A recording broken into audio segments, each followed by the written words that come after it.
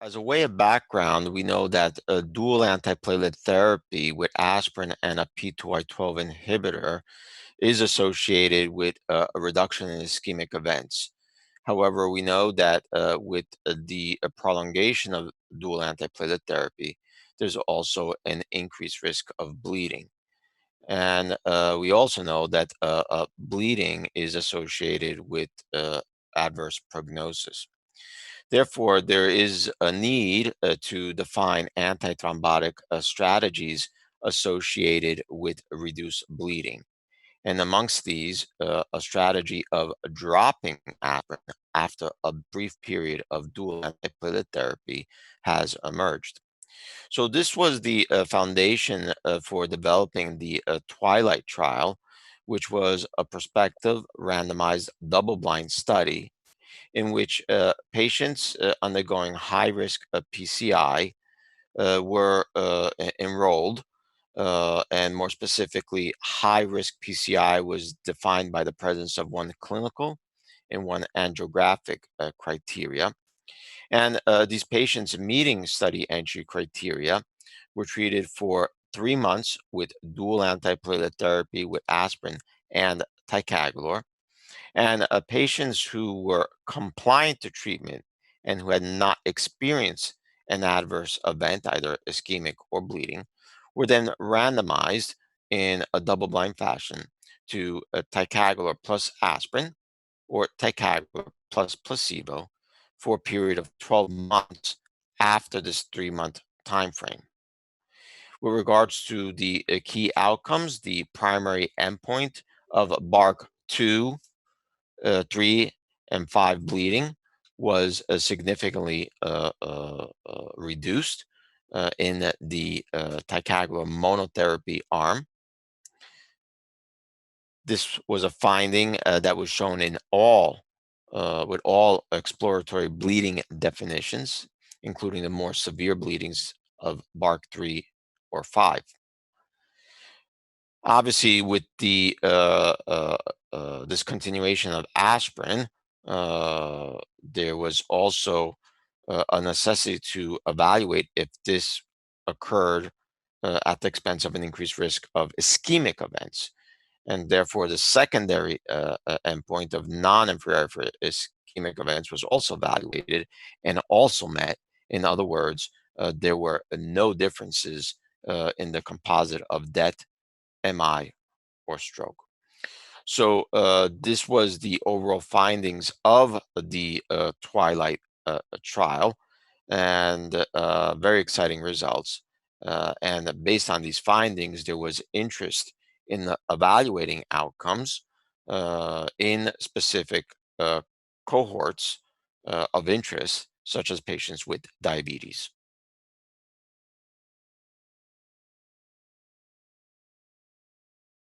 Well, there are a number of reasons. One, patients with diabetes represented one of the key clinical entry criteria for the trial. Two, we know that patients with diabetes represents an emerging uh, cohort of patients that we encounter in our clinical practice. As we know, the prevalence of diabetes continues to grow and expected to grow even more so in the years to come. Therefore, a lot of interest in this patient population. And last but not least, diabetes as a cohort is known to be at high risk for bleeding, but especially ischemic events. And therefore, understanding if this strategy of dropping aspirin uh, not only would reduce bleeding, but we really wanted to make sure that there was not an increase in thrombotic complications.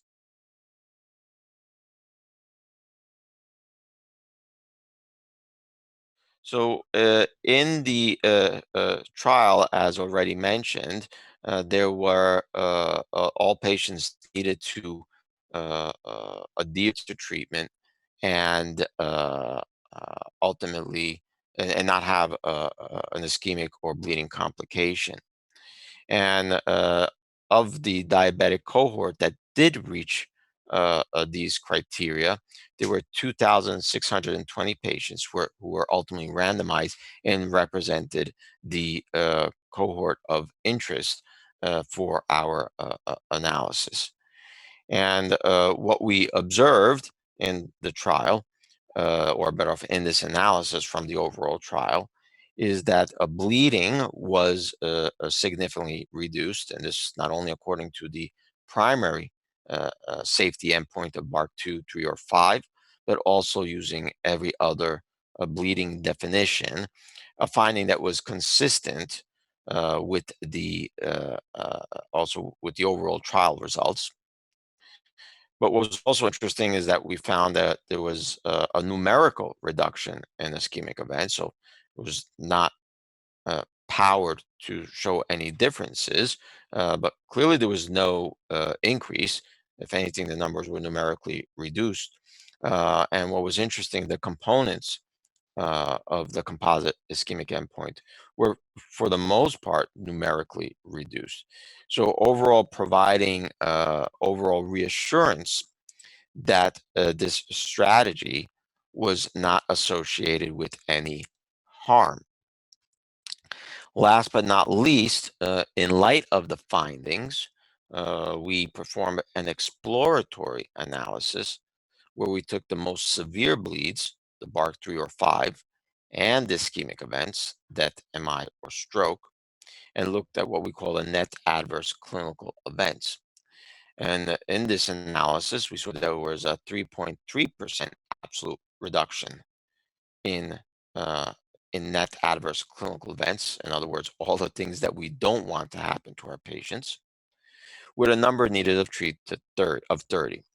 So overall, very reassuring data for the diabetic cohort within the TWILIGHT trial.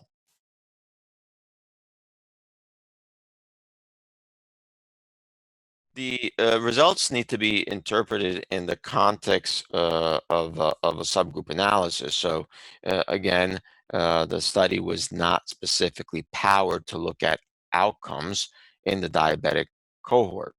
Uh, so they need to be interpreted as exploratory and hypothesis generating. Nevertheless, we conduct these specific subgroup analysis to provide important insights into cohorts of interest from the trial and that we encounter in our clinical practice. And the results need to be interpreted as consistent with the overall trial results without any signals of harm with this strategy in the diabetic cohort.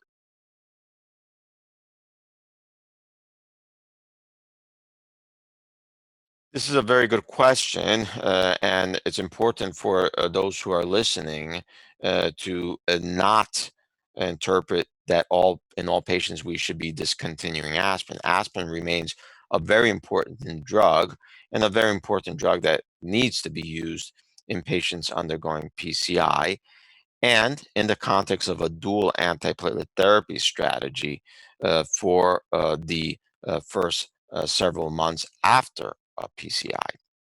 So it's important to keep that in mind. The question becomes whether there's utility for using aspirin after this 3-month run-in phase. And again, for patients meeting specific entry criteria who had complied with the treatment regimen and who had not experienced an adverse event during this run-in phase. So having said that, after if these criteria are met, one could argue whether there's any added benefit of continuing aspirin. And the answer from the Twilight study is no.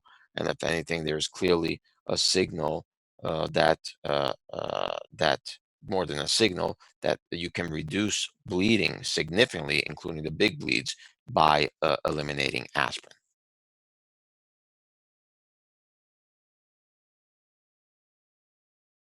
Well, there's already a number of ongoing studies of stopping aspirin in using in different patient populations, and also using on the background of different P2Y12 inhibitors.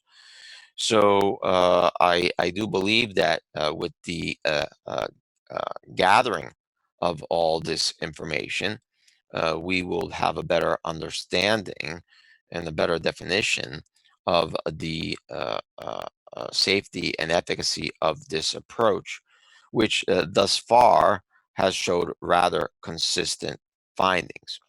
So I think that the next step is hopefully guideline writing committees will be able to collectively analyze this information, put it together, and formulate specific recommendations for the practicing clinician.